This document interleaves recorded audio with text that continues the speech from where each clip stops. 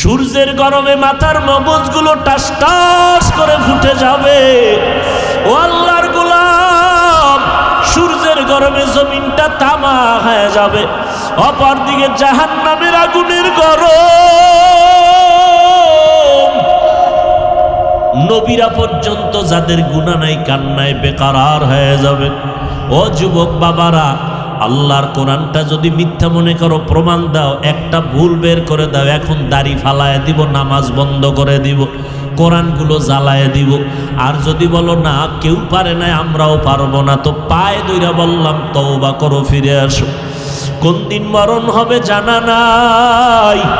এমন একটা দিন নাই যে বাসের নিচে যুবকের লাশ নাই, পানির নিচে যুবকের লাশ, ঘুমের বিছানায় যুবকের লাশ।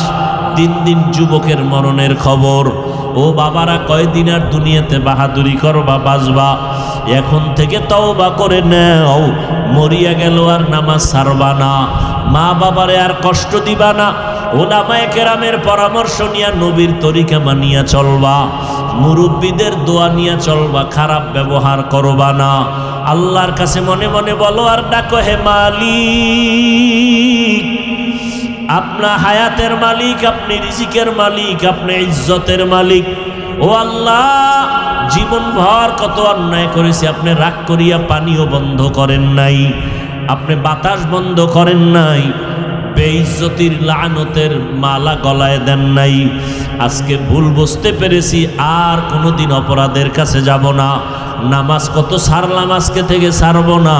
বেপরদায় চললাম, আজকে থেকে আর চলবো না। মা বাবার দোয়া নিয়ে চলবো, ওলামায়ে কেরামের পরামর্শ নিয়া নবীজির তরিকা মেনে চলবো। তওবা সবার কপালে নসিব হবে না। আল্লাহ যাদের কবুল করবেন তারা তওবা করবে। নবীজি বয়ান করছেন নির্ভেজাল বয়ান। আবু জাহাল কালেমা পড়ে নাই, আর ওমরের মতো বান্দা নবীকে জবাই করতে আসিয়াও কালেমা পড়ে ফেলেছে। এই জমিন আবু জাহালের মতো কিছু পাথরওয়ালা অন্তরের মালিক হাজারো বয়ান শুনে তওবা করবে না, বরং বাইরে গিয়া আরো সমালোচনা করে গুনাহ করবে। আর একদল ওমরের মেজাজওয়ালা মানুষ, এদের অন্তরের মধ্যে হঠাৎ যখন ভয় চলে আসবে, আরে আমি তো দুনিয়া চিরদিন থাকবো না, আজকে আমার মা বাবা ভাই বোন বাড়ি গাড়ি টাকা পয়সা যাই দেখি, মরণকালে সাদা কাফন ছাড়া কিছুই সঙ্গে যাবে না। ওই বাঁশবাগানে আমাকে রেখে সবাই চলে যাবে। ওই অন্ধকার কবরে গুনাহ নিয়ে গেলে দুই পার্শ্বের মাটির চাপ, ওই কবরে জাহান্নামের গরম, একটা বেতের বাড়ি সইতে পারি না, মশার কামড় সইতে পারি না। গুনাহ নিয়ে কবরে গেলে মাটির চাপ কেমনে সহ্য করব? এইভাবে চিন্তা করিয়া কত আল্লাহর বান্দা তওবা করে ফেলবে, চোখে পানি আসবে। যাদের অন্তর তৈরি হয়ে গেল, আর নামাজ ছাড়বেন না, বেপরদায় চলবেন না, মা বাবারে কষ্ট দিবেন না, তওবা করে নবীর তরিকায় ওলামায়ে কেরামের পরামর্শ নিয়ে চলবেন। যদি এরকম তওবার নিয়ত থাকে, অন্তরে কোনো মুনাফিকি না থাকে, যাদের নিয়ত অন্তরে খাঁটি, দুটো হাত আমার আল্লাহকে দেখায় দাও। আয় আল্লাহ, হাতগুলো কবুল করে নেন, তওবা কবুল করে নেন। আয় আল্লাহ, আমাদের তওবা কবুল করে নেন, তওবার উপরে মজবুত হইয়া চলার মতো তৌফিক দান করেন, শয়তানের ধোঁকা থেকে আমাদের হেফাজত করেন, আমিন। থিওরিক্যাল নিয়মের কিতাবের নাম কোরআন, আর নিয়মগুলো ধরে ধরে ধরে ধরে প্র্যাকটিক্যাল শিখাইয়া দিছেন, সেই নিয়মের নাম মুহাম্মদুর রাসূলুল্লাহ। নবীজি বলেন আল্লাহ দুইটা কোরআন দিছেন। কয়টা কোরআন? একটা থিওরিক্যাল কোরআন আর একটা প্র্যাকটিক্যাল কোরআন। থিওরিক্যাল কোরআন এখনো আমাদের হাতে আছে, প্র্যাকটিক্যাল কোরআন মদিনাতুল মুনাওয়ারায় আছে। আম্মাজান আয়েশা রাদিয়াল্লাহু তাআলা আনহা, রাসূলের স্ত্রী, যার সাথে 6 বছরে বিবাহের বন্ধন হলো, 9 বছর বয়সে রাসূলের ঘরে আসলেন। আম্মাজানের 18 বছর বয়সে নবী বিদায় নিয়ে চলে গেলেন। হিসাবটা বুঝলে বলেন নবীজির ঘর করলেন কতদিন? আম্মাজান আয়েশা নবীজির ঘর করলেন কতদিন? মাত্র 9 বছর। আমাদের দেশের বোনেরা তো 18 বছরে বিয়েই হয় না। আর আম্মাজানের বিবাহের 6 বছর বয়সে বিয়ে হয়ে গেল, 9 বছরে নবীর ঘরে আসলেন। 18 বছরে নবী দুনিয়ার থেকে চলে গেলেন। 18 বছরের নারী নবীর সোহবত পাইলেন 9 বছর। এর থেকে কি পাইলেন? আম্মা জান আয়েশা রাদিয়াল্লাহু আনহা বলেন, আমি 2000-এর উপরে হাদিসের হাফেজা হয়েছি।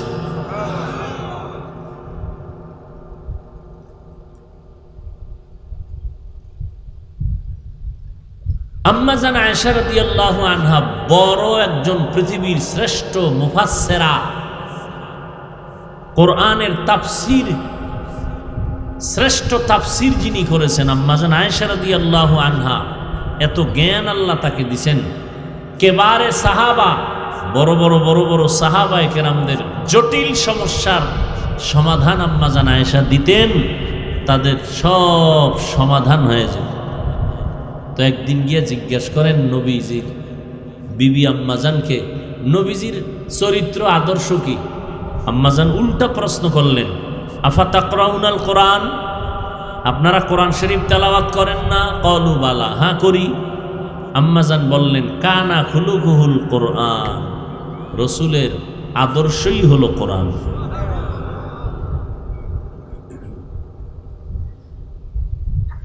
অতএব নিয়ম ছাড়া কিছুই চলে না। মোবাইল চালাবেন, কোন নিয়মে চালাবেন? বানানোওয়ালা ক্যাটালগ দিয়ে দিছে প্যাকেটের মধ্যে, কিভাবে মোবাইলটা চালাইলে সুস্থভাবে চলবে নিয়ম। গাড়িওয়ালা নিয়ম দিছে, তাহলে আল্লাহ মানুষ বানায় কেন নিয়ম দিবেন না? ওই নিয়ম যারা মেনে চলবে তারা দুনিয়াতেও সফল, আখেরাতেও সফল। আর যারা ওই নিয়ম বহির্ভূত চলবে তারা দুনিয়াও ধ্বংস, আখেরাতও তাদের ধ্বংস। আল্লাহ ইবাদতের নিয়ম দিলেন সৃষ্টির শ্রেষ্ঠ এক কিতাব কোরআনের মাধ্যমে। এটা থিওরিক্যাল, প্র্যাকটিক্যাল দিলেন রাহমাতুল লিল আলামিন। নবীর মাধ্যমে কোরআন দিয়া, নবীও নাই, কিয়ামত পর্যন্ত মানুষ কেমনে চলবে একটা প্রেসক্রিপশন তৈরি করে দিলেন।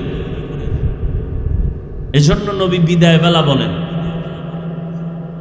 قال النبي صلى الله عليه وآله وسلم تركت فيكم أمرين لن تضلوا ما تمسكتم بهما কিতাব আল্লাহি ওয়া সুন্নাত রাসূলি। নবী চ্যালেঞ্জ দিলেন, ও উম্মতেরা, আমি বিদায় বেলা দুটো জিনিস তোমাদের মাঝে রেখে যাই। চ্যালেঞ্জ দিয়া গেলাম, যদি আঁকড়াইয়া ধরে রাখতে পারো তোমার জীবনেও দুনিয়ার হায়াতে ঈমান নষ্ট হবে না, লাইনচ্যুত হবা না, পথভ্রষ্ট হবা না। কয় জিনিস? 1 নাম্বার, আল্লাহর কোরআন কিতাবটারে আঁকড়াইয়া ধর।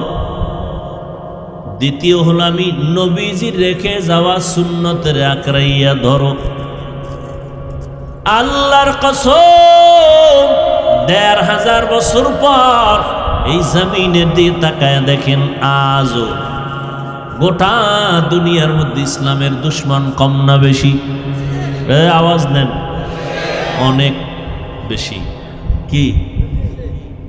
ইহুদিরা ইসলাম চায় না, খ্রিস্টান চায় না, বৌদ্ধরা এক কথায় কেউই চায় না, এমন কি নামদারি মুসলমানেরাও চায় না।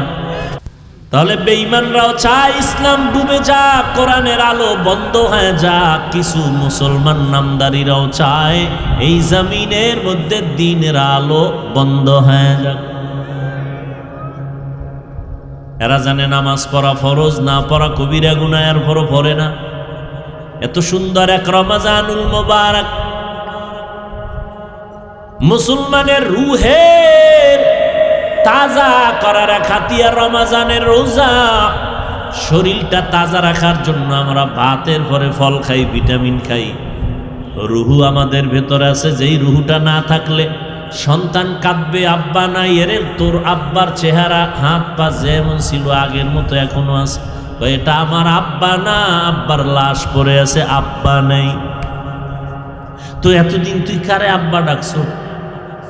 এই খোলসটাকে আব্বা ডাকছো, আসল আব্বাকে তো চিনোই না।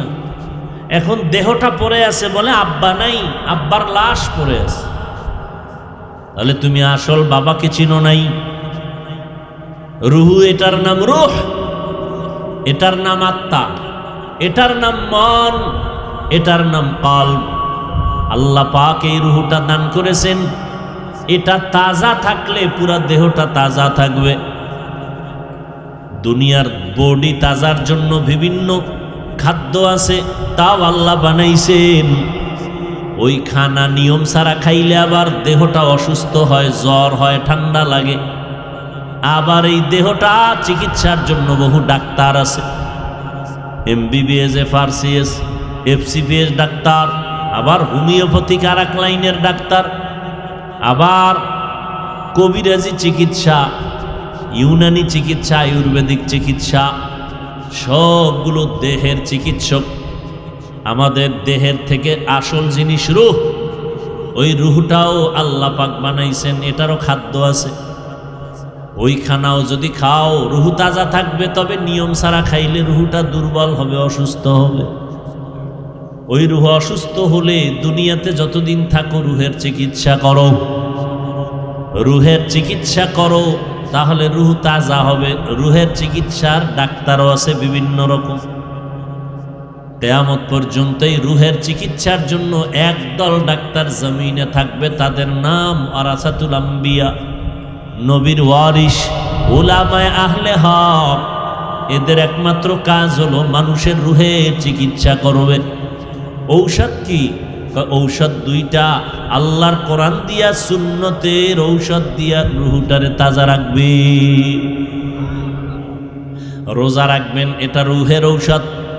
নামাজ পড়বেন, এটা রুহের ঔষধ। জিকির করবেন, রুহের ঔষধ। আল্লাহ কোরআনের মাধ্যমে দিলেন, ওয়ানুনাজ্জিলু মিনাল কুরআনি মা হুয়া শিফা, ওয়ানুনাজ্জিলু মিনাল কুরআনি মা হুয়া শিফাউ ওয়া রাহমাতুল লিল মুমিনিন। আল্লাহ বলেন, আমি কোরআন থেকে অল্প অল্প বারবার অবতীর্ণ করেছি ওই জিনিস যেটা ঔষধ। আল্লাহ কোরআন থেকে বারবার অবতীর্ণ করছেন ঔষধ। এরে নবীরা আশেক, এই রুহের চিকিৎসার জন্য আজ উলামায়ে কেরাম দারে দারে ঘোরেন, দৌড়ান। তাবলিগলাদের মেহনত রুহের চিকিৎসা, পীর সাহেবদের মেহনত রুহের চিকিৎসা। এই ওয়াজ মাহফিলের আয়োজন হলো রুহের চিকিৎসা। রমাজানুল মুবারক রুহের চিকিৎসা। কিন্তু এই রমাজান চলে গেল, কত আল্লাহর বান্দা আছে এখানেও বসা আছে, রোজা পাইছে, রমাজানে রোজা রাখে নাই। কিছু কিছু কুলাঙ্গারেরা বলছে, রোজা রাখবো কেন, ভাতের টান আছে আমার ঘরে। আমরা কি ভাতের অভাবে রোজা রাখছি? আমরা রোজা রেখেছি আল্লাহর সান্নিধ্য অর্জন করার জন্য। রোজার মাধ্যমে তাকওয়া অর্জন হবে। ইয়া আইয়ুহাল্লাযীনা আমানু কুতিবা আলাইকুমুস সিয়াম কামা কুতিবা আলাল্লাযীনা মিন ক্বাবলিকুম লাআল্লাকুম তাত্তাকুন। তাকওয়া অর্জন করার জন্য আল্লাহ রোজা দিছেন। রোজা, তাকওয়ার দাম কত? কয় তাকওয়ার যে অর্জন করবে সে দুনিয়াতেও বাদশা, পরকালে বিনা হিসাবে জান্নাত। যাদের মধ্যে আল্লাহর ভয় আছে, তাকওয়া আছে, বেঈমানরা যত বিরোধিতা করুক সামনে আসলেই দোয়া চায়, দোয়া।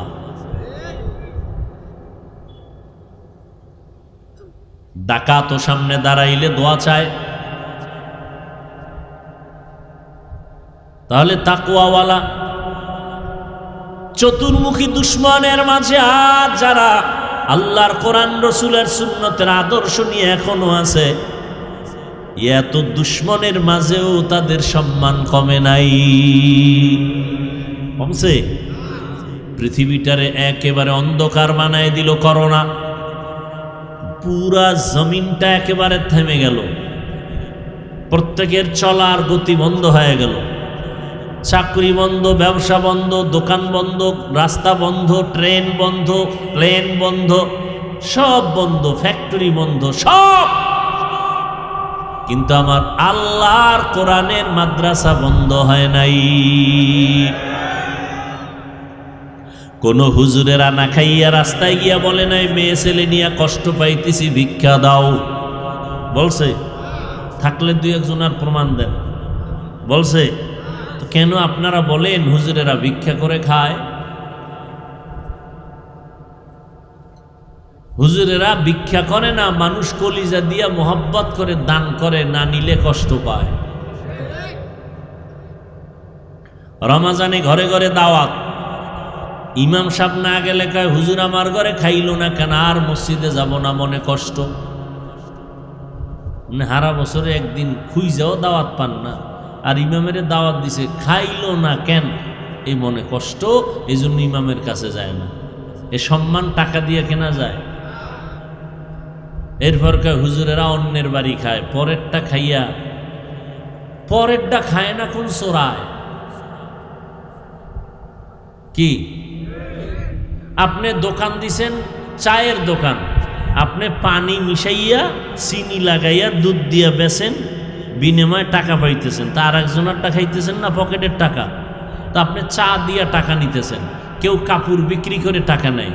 ওলামায়ে কেরাম আল্লাহর দ্বীন মানুষকে দিয়া মানুষের হাদিয়া খায়। আপনি খান জোর কইরা, ওলামায়ে কেরাম জোর করে খায় না। ওলামায়ে কেরাম একদিকে মানুষের পেছনে কুত্তার মতো মেহনত করে, গাধার মতো মেহনত করে, বিনিময় কিচ্ছু পায় না। কত দেন একজন ইমামের মাসে? দেন কত? 5,000, 10,000, কি 6 মাস বাকি, ঠিক নেই? আর যারা সরকারের গোলাম চাকরি করেন, 20,000, 22,000, 40,000 বেতন পাইয়া আবার আন্দোলন করে, বেতনের স্কেল বাড়াও, না হয় গদিতে লালবাতি জ্বালায় দেব। তো ইমামের বেতন মাত্র 6-7 হাজার, 6 মাস বাকি। ইমাম কি জুমায় কইছে কমিটি বেতন বাড়াও আর এই বাকি বেতন দাও, এবং মাসের 1 তারিখ বেতন না দিলে আজকের আসর থেকে সূরা উল্টা পড়ুন? কি বরং বেতন বাকি, কোনো কষ্ট নাই, কমিটিরে কোনো গালি দেয় নাই। গভীর রাতে আল্লাহর কাছে কান্না করেছে, হে মালিক, আমার এই অল্প টাকার মধ্যে তুমি বরকত বাড়ায়া দাও। ঠিক নেই? যখন হাত উঁচু করে দোয়া করেছে, নিজের জন্য একবারও দোয়া করে নাই, গোষ্ঠী শুদ্ধ এলাকার সবার জন্য দোয়া করে, আল্লাহ কবরওয়ালাদের জান্নাত দাও, ব্যবসায়ীদের ব্যবসায় বরকত দাও, চাকরিজীবীর চাকরিতে বরকত দাও, হসপিটালের অসুস্থ রোগী সুস্থ বানাও, সন্তানগুলো নেককার বানাও, মা বোনদের সুস্থ রাখো, সম্মান দান করো। সব দোয়া করলো আপনাদের জন্য। এরপরও হুজুর খারাপ। হ্যাঁ, এরে নবীর আশিক কলিজা দিয়া দোয়া করলেন, আল্লাহর মোহাব্বত অন্তরে নিয়ে দোয়া করলেন, গালি দিলেন না, বরং উল্টা গালি আপনারা দেন। ইমাম কোনো জবাব দেয় না। এরে নবীর আশিক এত কষ্ট করে জীবন চালায়, কোনোদিন ভিক্ষাও করলো না, মহামারী করোনায়, বাবায় করোনায় আক্রান্ত, মরিয়ে গেছে। এই যুবক, নিজেরে খুব মাস্তান মনে করো না, আর আমাকে হুজুরকে বোকা মনে করো না। ভালো করে শোন, কিছু কথা মানবি কিনা সেটা তোর ব্যাপার, কিন্তু শুই না রাখ। মহামারী করোনায় বাবায় আক্রান্ত হইয়া মরিয়া গেছে। শিক্ষিত সন্তান লোক দিয়া নিজের হাতে ধরে নেয় লাশ, করোনা, লোকেরে টাকা দিয়া, এরপরে বলছে এটারে রশি লাগায় টাইনা রাস্তায় নিয়ে ফালায় রাখ। রাস্তায় ফালাইয়া দরজা লক করে দিছে, জানালা বন্ধ। বাবার লাশটা রাস্তায় ফালায় দিছে, কুত্তায় খাইছে লাশটা, না জানাজা হইছে, একবারও সন্তানের খবর নেয় নাই করোনা। আর এই শত শত লাশ আমার দেশের টুপিওয়ালারা কাঁধে নিয়া গোসল করাইয়া, কাফন পরাইয়া, দাফন করাইয়া কবর করলো। একজন টুপিওয়ালা হুজুরেও করোনায় মরে না।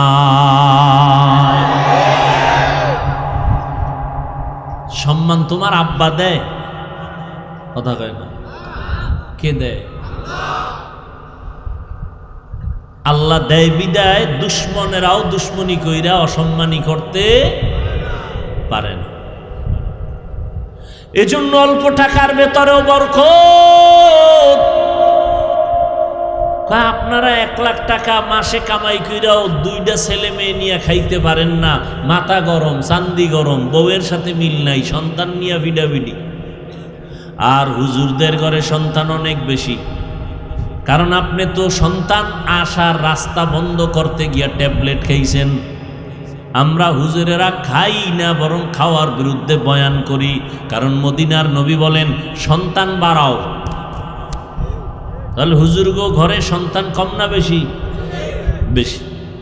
আপনারা ট্যাবলেট খাইয়ে কমাইতে পারছেন কি? আগের তুলনায় বাংলাদেশের সংখ্যা মানুষের কম না বেশি? তো ট্যাবলেটের অ্যাকশন কই? কি খাইলেন জীবন ভর? কমাইতে তো পারলেন না। 2 সন্তানের মা বাবা গরিব নাই, 5 সন্তানের মা বাবা ধনী নাই। সন্তান বাড়লেই যে রিজিকে টান পড়বে, এই চালাকি কথা আপনাকে কে শিখাইল? 1%, 2%, 3%। আপনাদের কাঠা আছে না? কাঠা জমিনের কয় শতাংশে কাঠা? ঢাকাতে 1.5% 1 কাঠা। আচ্ছা মুরব্বীরা বলেন তো, 1% বা 1 কাঠায় যেই পরিমাণ দান হইতো 50 বছর আগে, 30 বছর আগে, এখন কি কম হয় না বেশি হয়? সরকার বাড়ায় দিছে না? কে বাড়াইছে? আগে পেয়ারা 10টা খাইলেও জিব্বায় টের পায় না কি খেয়েছে, আর এখন 1 পেয়ারা একজন খাওয়া যায় না, কেজি পেয়ারা। এই পেয়ারা বড় বানাইছে কোন বাবায়? সত্য কথা স্বীকার করেন, জবান খুলে বলেন কে বাড়াইছেন? তা আল্লাহ জানে। মানুষ যেহেতু বাড়ছে, খানার চাহিদাও বাড়ছে, এই জন্য খানার সব ব্যবস্থা কে করছেন? কই আপনাদের চালাকি কই? আপনাদের ঘরে সন্তান কম, হুজুরদের বেশি, ঠিক না? আপনার কামাই রুজির বেনিফিট বেশি, হুজুরের কম। কই হুজুর না খায় মরে না, হুজুরের টাকায় বরকত। কয় কেমন জানেননি? একজনে 3 প্লেট খাইয়াও খায়, আরো দে। কি আছে না নাই? আর হুজুরে বাচ্চা বউ মিলাইয়া 1 প্লেট ভাগ কইরা খাইয়াও থাইকা যায়, পেটে আর জাগা নাই। এর নাম বরকত, এর নাম বরকত। তাহলে একজনের 3 প্লেট লাগলে আপনার ঘরে 10 প্লেটও হয় না। তাহলে আপনি 1 লাখ কামাই করেও হুতাশা, পেরেশান। আর ইমামের ঘরে 10 সন্তান, 1 প্লেট লাগে না। বিসমিল্লাহ কইয়া টুপিটা বইরা হাত 2টা ধুইয়া সুন্নতি দস্তারখানে যখন লোকমাটা দিছে, দিয়া 1 লোকমা খাইয়া খায় লাকাল হামদু ওয়া লাকাশ শুকর। ও আল্লাহ, তোমার গুণগান গাইতেছি, তোমার কৃতজ্ঞতা স্বীকার করতেছি। আল্লাহ কয় অল্প খাওয়ায় বরকত। মানুষ 3 প্লেট খাইয়াও পেট ভরে না, তুই 1 প্লেটের অর্ধেক খাইলেই পেট ভরে যাবে। এ বরকত কে দেয়? আল্লাহ দেয়। এই বরকত এখনো আছে না নেই? আচ্ছা দেখেন তো, রমাজানের নগদ একটা প্রমাণ। রমাজানে ইফতারি টাইম বাকি আর আধা ঘন্টা, পেটে ক্ষুধা আছে না নাই? পানির পিপাসা আছে না নাই? 10 জনে একত্রে ইফতারি করবে, খানা 10টা প্লেটে রেডি, শরবত রেডি, বুট পেঁয়াজু মুড়ি রেডি, আরো অনেক কিছু। কিন্তু পেটের ক্ষুধাটা এত বেশি ছিল, মনে মনে এইরকম ধারণা ছিল, উফ কি দিছে, তো আমার একার দরকার। কি মনে মনে কয়, 2 জন যদি কইতো যে আমি আর এক জায়গায় যাই, তার 2 প্লেট আমি পাইতাম। ঠিক নেই? কি পরিমাণ ক্ষুধা বুঝেন। আল্লাহর কুদরতটা দেখেন তো, বরকত কি জিনিস। আজান দিছে, বিসমিল্লাহ কইয়া শরবতের গ্লাসটা টান দিছে, দেওয়া মাত্রই ক্ষুধা নাই, নিজের প্লেটের খানা খাইতে পারতেছে না। এর নাম বরকত। ইয়া ইলাহি तू मेरा माबूद है, या इलाही तू मेरा माशूक है।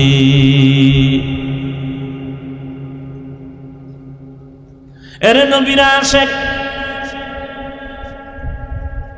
নবী বলেন দুই জিনিস আঁকড়াইয়া ধরো,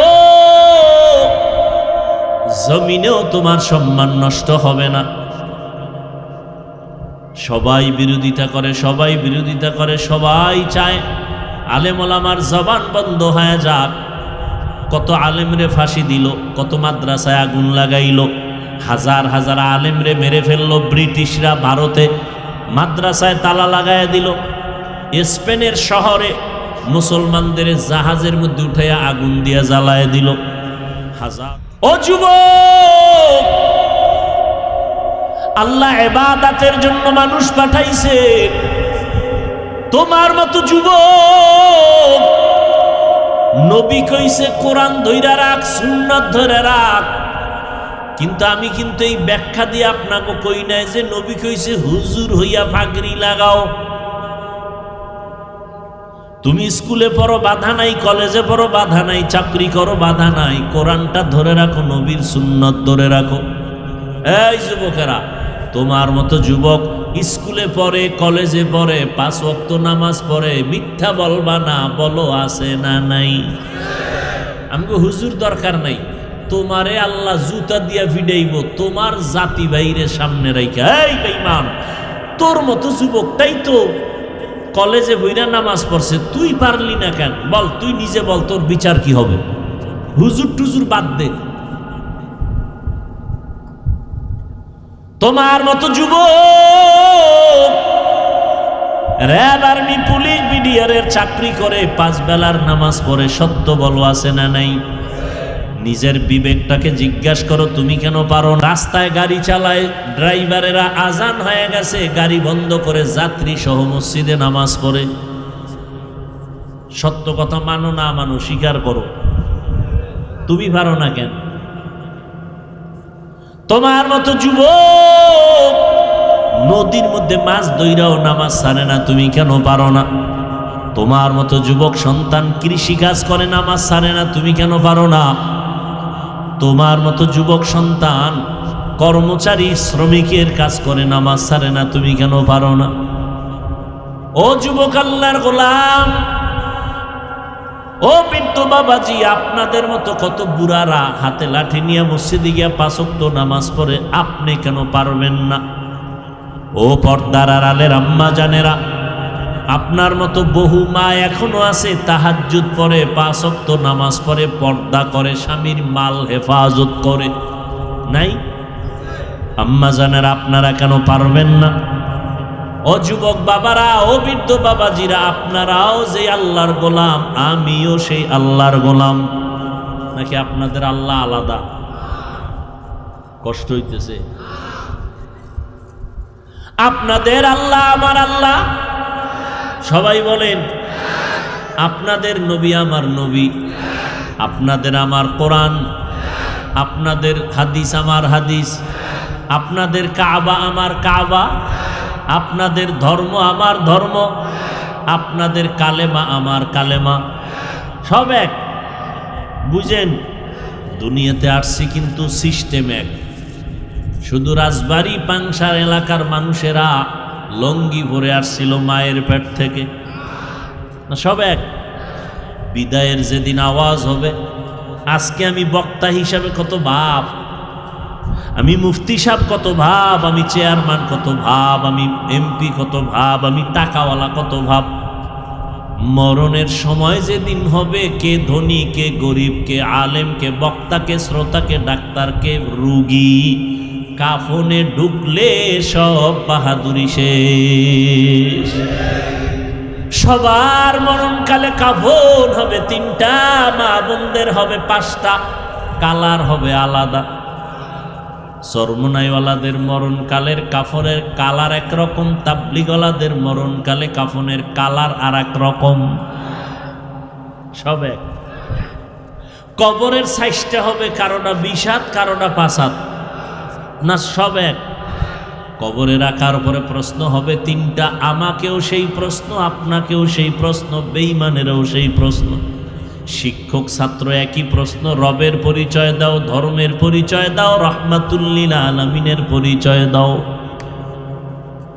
তাহলে আপনিও মুসলমান, আমিও মুসলমান, আপনার আল্লাহ আমার আল্লাহ এক, নবী এক, কোরআন এক, কাবা এক, ধর্ম এক, কালেমা এক।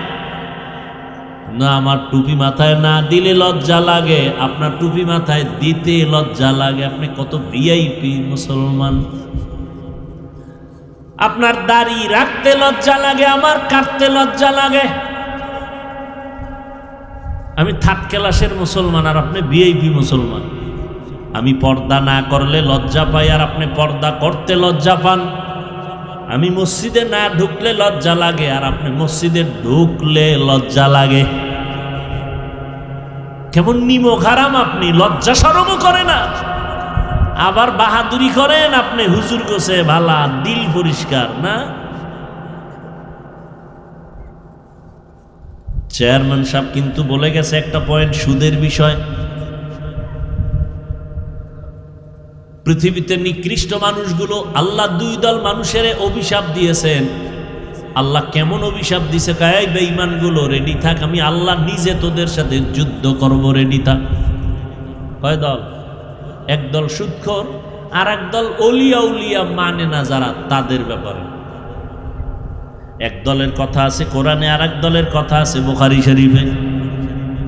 সুদের খাতায় যাদের নাম থাকবে ওরা হজ করলে কবুল হবে না, ওরা কোরআন পড়লে কবুল হবে না, ওরা মোনাজাত দিলে আল্লাহর কসম একটা মোনাজাতও কবুল হবে না।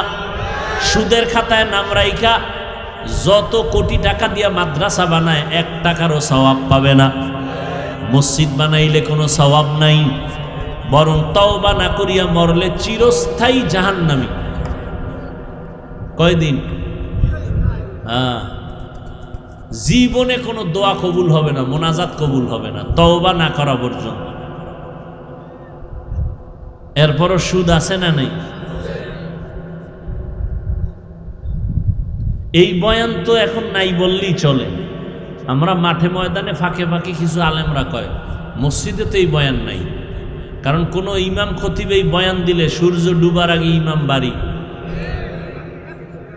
ঠিক নেই? কারণ শিয়ালের হাতে মুরগি রাখলে যা হওয়ার তাই। একজনে শিয়ালের কাছে মুরগি দিয়া কয় 3 দিন পরে নিমু, আমানত পাবে? বলেন। তাহলে সুদখোরের হাতে ধর্মের চাবি দিলেও তাই হবে।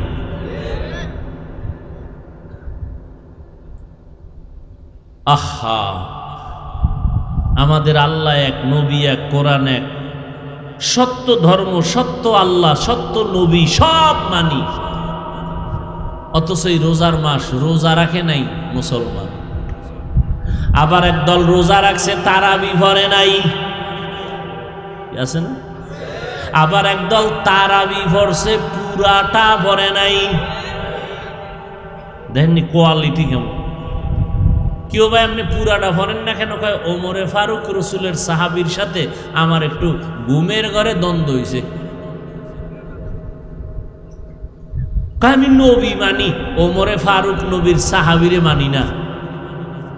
হ্যাঁ, একজনে যদি কে হাফিজ ভাই আপনারে আমি খুব মহব্বত করি, যা চান তাই দিব, আপনার ছেলেরে আমি 1 সেকেন্ডের জন্য দেখতে পারি না। মহব্বত বাড়লো না কমলো? হ্যাঁ, যারা সাহাবায়ে কেরামদের বিরুদ্ধে সমালোচনা করবে, লেখবে আল্লাহর কসম 1 বার, আল্লাহর কসম 2 বার, আল্লাহর কসম 3 বার, ওয়াল্লাহি বিল্লাহি তাল্লাহি, সাহাবায়ে কেরামদের ব্যাপারে যারা ইশারা ইঙ্গিতে বলবে বা লেখবে তারা ভণ্ড, তারা বাতেল। তাদের যারা ভণ্ড বলবে না তারাও ভণ্ড। সমস্ত সাহাবায়ে কেরাম জান্নাতি। আজীবনের জন্য ঘরের দরজায় লিখে রাখবেন, সমস্ত সাহাবায়ে কেরাম, কোনো সন্দেহ নাই।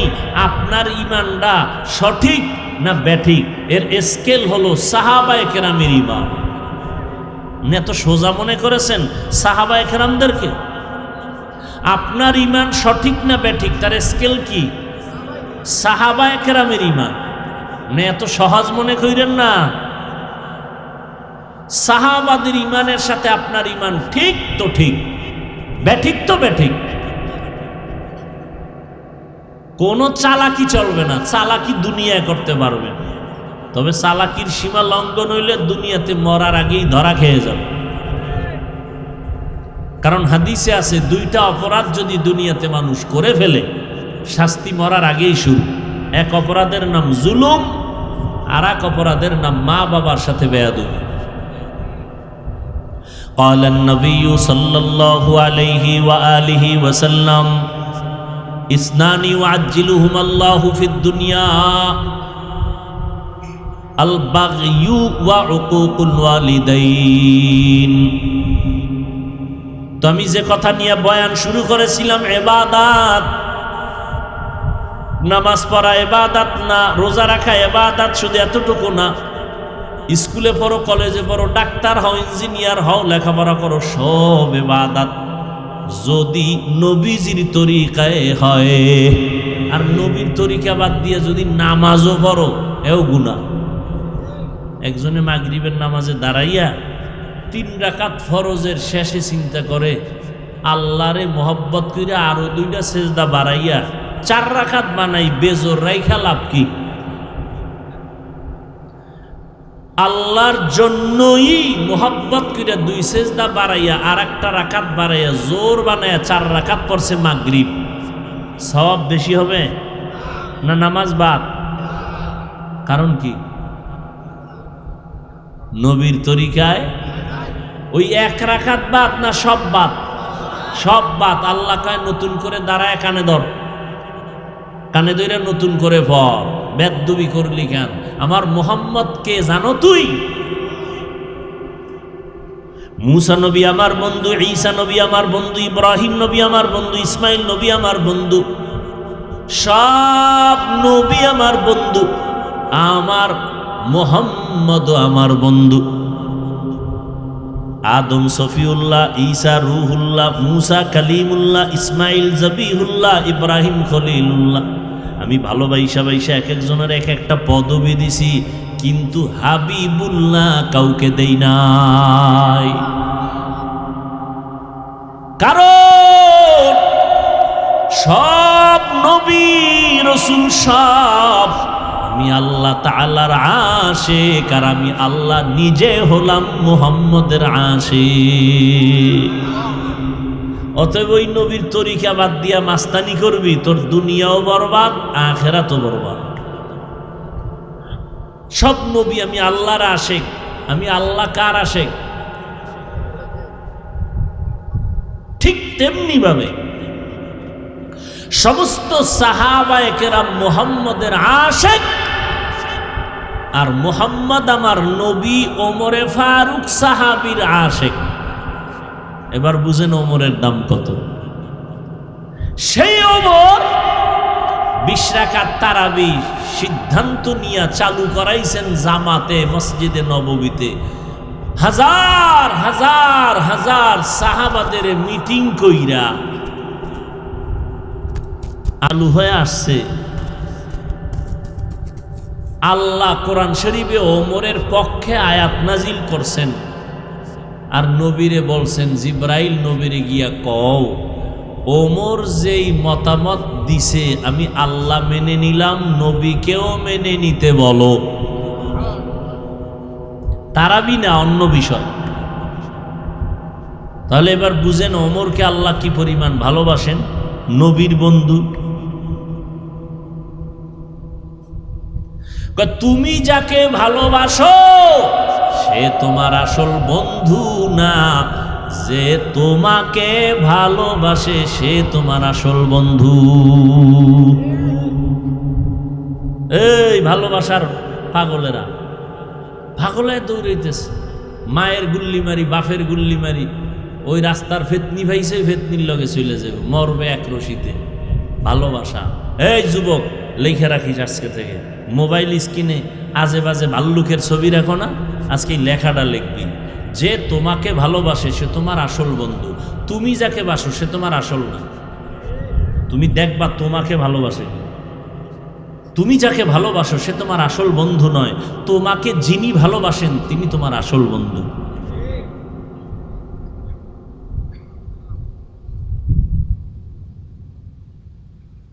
ইবাদত নবীর তরিকায় যদি আপনি বাথরুমে যান ইবাদত হয়ে যাবে।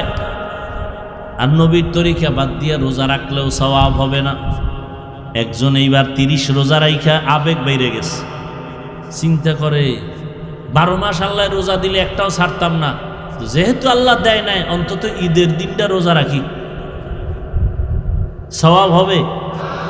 আল্লাহর জন্যই রোজা রাখছে, হবে, কারণ নবীজির তরিকায় নাই। সেজদা এটা বড় একটা আল্লাহ খুশির কাজ না? সেজদা বড় দামি একটা ইবাদতের অংশ। এই সেজদা যদি কবরে দেয়,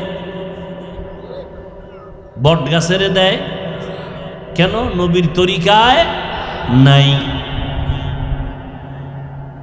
আর নবীর তরিকায় আপনি যদি বাথরুমে যান তাও ইবাদতে পরিণত হবে।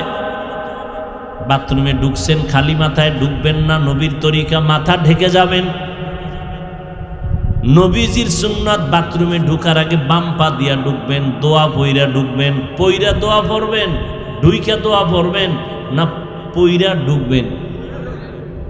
দোয়া পারেন না, বিসমিল্লাহ বইলা ঢুকবেন। কোন পা দিয়া?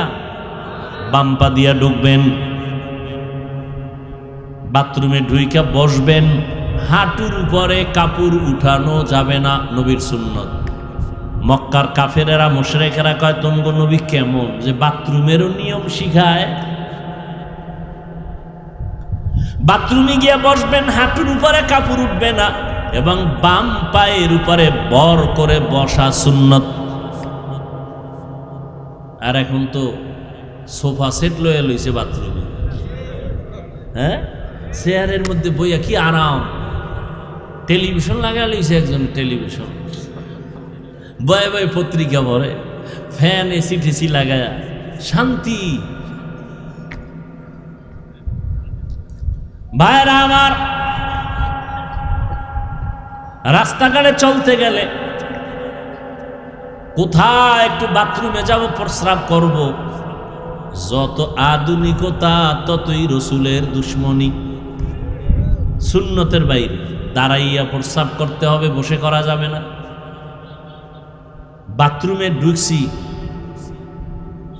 টয়লেটে ঢুকেছে, ওখানে গিয়ে করুন, হ্যাঁ নো হাই চেয়ার, হ্যাঁ নো বইয়ে কেমনে করি, মইরে গেল প্রস্রাব করবো না, মইরে যাব, দাঁড়াইয়া করবো না। হুজুরেরা কয় এই জন্য শিক্ষিত যারা এরা মানে না। এইবার ওই শিক্ষিতদের বন্ধুরা কইছে, প্যান্ট শার্ট টাইওয়ালা গবেষকরা বলছে দাঁড়াইয়া প্রস্রাব করলে কিডনি ড্যামেজ হয়ে যায়। এবার চান্দুরা কই যাইব? কিডনির রোগী, সত্য কথা বললেন, কিডনির রোগী কমতেছে না ইদানিং বাড়তেছে? বিজ্ঞানীদের থিওরি, চিকিৎসা বিজ্ঞানীদের থিওরি স্পষ্ট। আজকে বাসায় গিয়ে গুগলে সার্চ দেন, দাঁড়াইয়া প্রস্রাব করলে কিডনি ড্যামেজ হয়, দাঁড়াইয়া পানি পান করলে কিডনি সমস্যা হয়। হুজুরেরা কইছি নবীর কথা মানেন নাই, আপনাকে বন্ধুরা গুরু যারা প্যান্ট শার্ট টাইওয়ালা আপনাদের গুরু, এরা বলছে। এইবার কই যাইবেন? আমরা তো এই তথ্য নিয়ে বলতেছি, মনে করে না গাঞ্জা খাই বুঝি, চেহারা দেখলে মনে হয় গাঞ্জা খাই। একজনের তেঁতুল খায়, কয় কেমন লাগে, কয় ঠোঁটের মিসকলে বুঝো না। তা কেন বলেন হুজুর গো মাথা খারাপ, গাঞ্জা খান আপনি, ইয়াবা খান আপনি, মদ পান করেন আপনি, আর মাথা খারাপ আমগো না? ফাইজলামি করেন।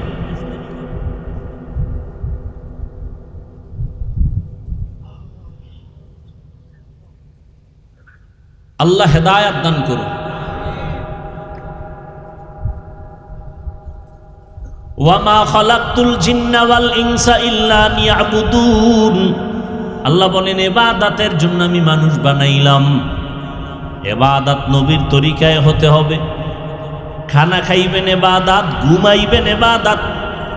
মদিনার নবী বলেন এশার নামাজ পড়ে যদি কেউ ঘুমাও, ঘুম থেকে উঠে যদি আবার ফজরের নামাজ আদায় করো, ঘুমাইয়া যত সময় তুমি কাটাইবা এই সময়টাও নেকের পাল্লায় ওজন দেওয়া হবে।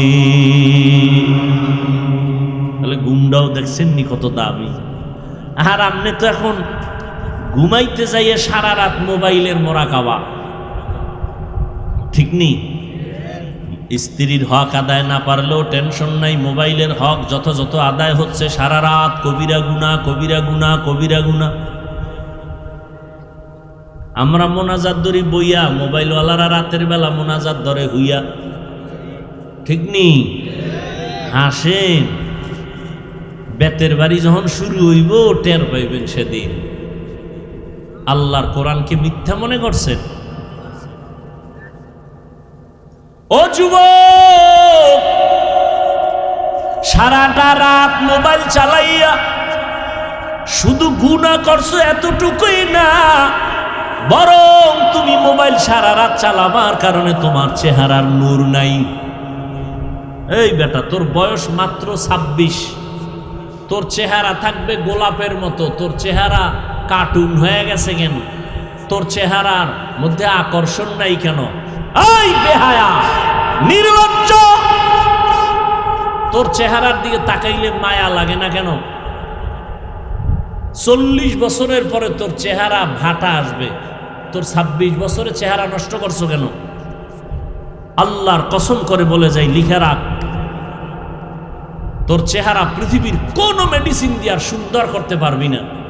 একটা মেডিসিন আছে, যদি গুনাহ ছাইরা দাও, নেক আমল করো, আল্লাহর কসম তোর চেহারা আবার নূর ফিরে আসবে, আকর্ষণ ফিরে আসবে, লাবণ্যতা, উজ্জ্বলতা ফিরে আসবে। শুধু চেহারা নষ্ট করছো। ফার্মেসি হসপিটালে গিয়া পরীক্ষা কর, তোর কিডনি, চোখের পাওয়ার, কানের পাওয়ার, যৌবন, জীবন, লেখাপড়া, মা বাবার সাথে সুন্দর আচরণ সব ধ্বংস করে ফেলেছো এই মোবাইল দিয়ে। কানের পাওয়ার নাই, আম্মা জান কয় ভাত খাবি না, কয় গোসল কইরা লাইছে। কানের পার্স নষ্ট করে ফেলেছে। আল্লাহ এগুলো দিছে, একটা মেয়াদ দিয়ে দিছেন এই পার্সগুলো, মেয়াদ শেষ হওয়ার আগে এটারে নষ্ট করে ফেলেছো গুনাহ কইরা। সারা রাত দরজা বন্ধ, জানালা বন্ধ, গুনাহ করো। তবে ভয় রাখিস, কোন সময় রাতের গভীরে গজব পড়ে ঘরের মধ্যে, তোর গুনার কারণে গজব আসলে তুই একা ধ্বংস হবি না, পুরা ঘর বাড়ি আগুন লেগে শেষ হয়ে যাবে। তোর এক পাপের পাপির কারণে সবাই কষ্ট পাবে। এই শিশু বাচ্চার কোনো অন্যায় হয়, ওর অসুস্থতা কেন? ওর পাও ভাঙ্গে কেন? বাবার অপরাধ, মায়ের অপরাধ, ভাই বোনের অপরাধের কারণে বাচ্চা কষ্ট পায়।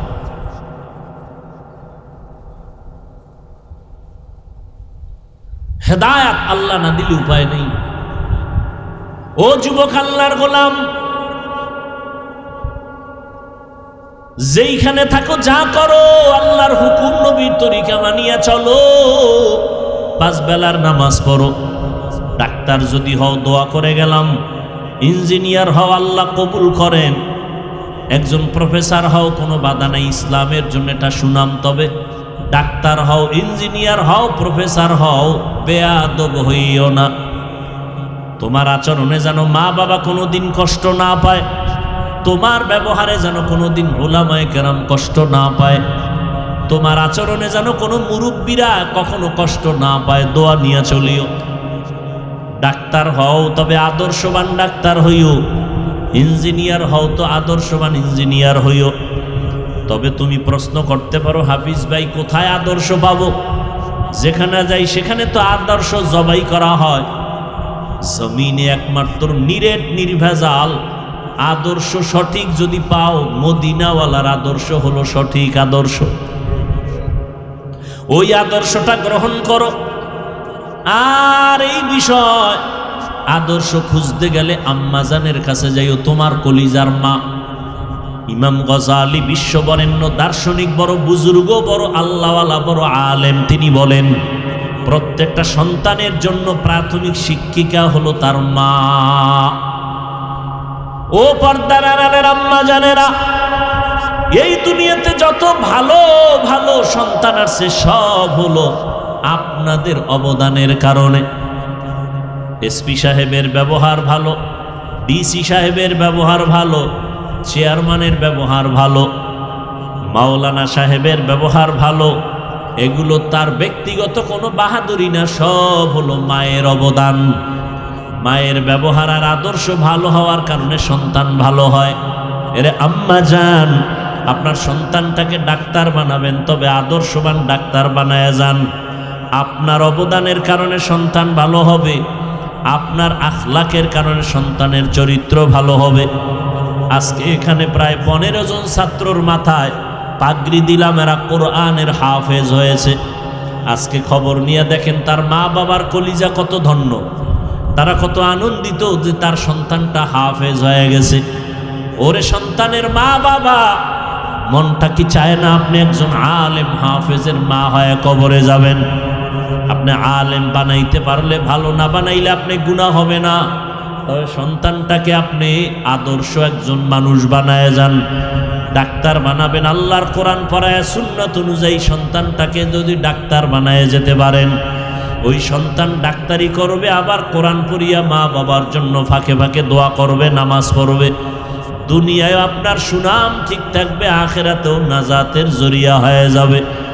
আজকে থেকে তওবা করেন, আল্লাহ তো তওবার দরজা খুলে রাখছেন।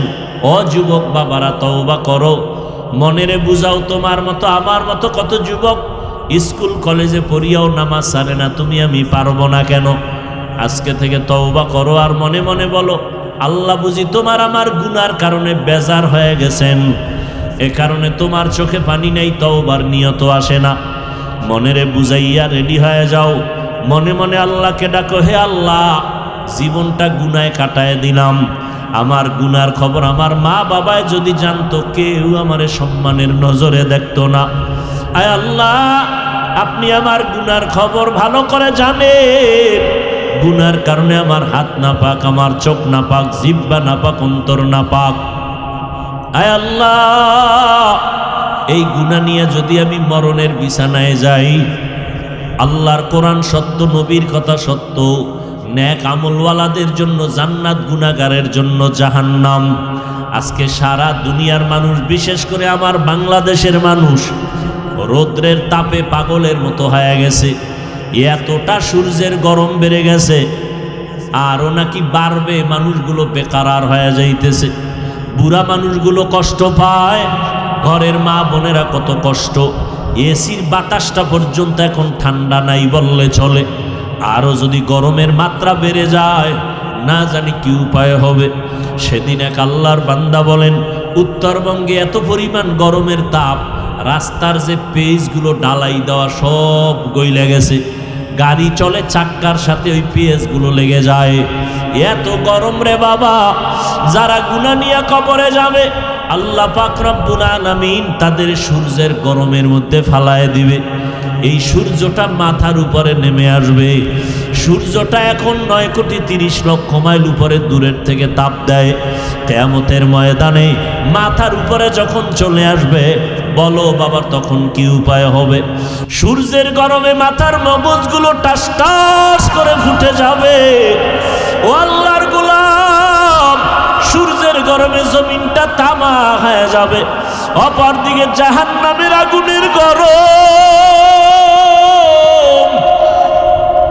নবীরা পর্যন্ত যাদের গুনাহ নাই কান্নায় বেকারার হয়ে যাবে। ও যুবক বাবারা, আল্লাহর কোরআনটা যদি মিথ্যা মনে করো, প্রমাণ দাও, একটা ভুল বের করে দাও, এখন দাড়ি ফালায় দিব, নামাজ বন্ধ করে দিব, কোরআনগুলো জ্বালায় দিব। আর যদি বলো না কেউ পারে না, আমরাও পারবো না, তো পায়ে দইরা বললাম তওবা করো, ফিরে আসো। কোন দিন মরণ হবে জানা নাই। এমন একটা দিন নাই যে বাসের নিচে যুবকের লাশ নাই, পানির নিচে যুবকের লাশ, ঘুমের বিছানায় যুবকের লাশ, দিন দিন যুবকের মরণের খবর। ও বাবারা, কয়দিন আর দুনিয়াতে বাহাদুরি করবা, বাঁচবা? এখন থেকে তওবা করে নাও।